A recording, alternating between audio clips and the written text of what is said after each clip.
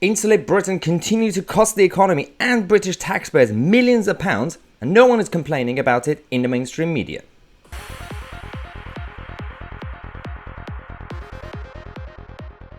How far do they have to go for the likes of the BBC and Sky to actually start to scrutinise Insulate Britain, their tactics, their intentions, their actual deep agenda, but also, on a basic level, the cost of their operations and their protests when it comes to the UK economy and the taxpayers?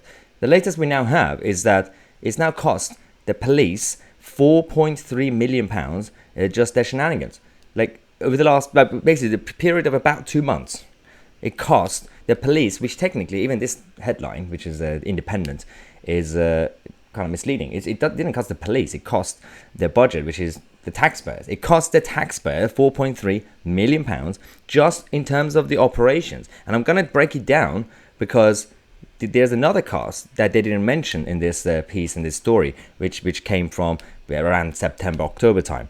Now, of the £4.3 million that it cost the police budget, £3.1 million of it was spent on the cost of the over 6,000 police officers and staff that had to deal with them.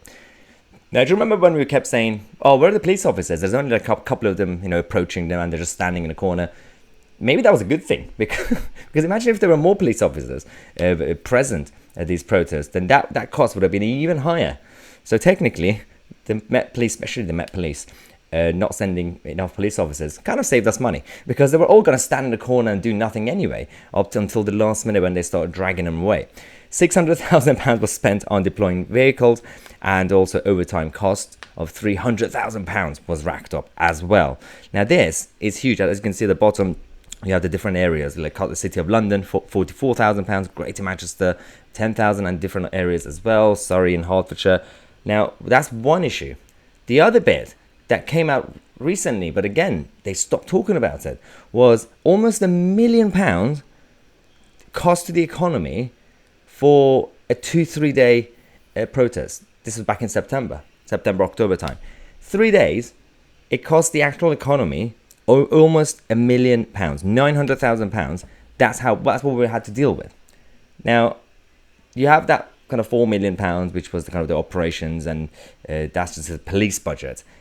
And over kind of a couple of months' time, this covers 3 days. Imagine if these idiots were coming out almost every day, like proactively. I'm not saying it for them to get ideas. No. Stay at home. Protect the NHS. Our NHS. If they were to come out, then this will be the biggest hit to the economy and the taxpayers. Now, my idea remains. My idea that came up, a while ago is send them the bill. Send them the bill. I know that a number of them have been prosecuted. They've gone to jail and all that. But let's also, just as a penalty, give them the fee.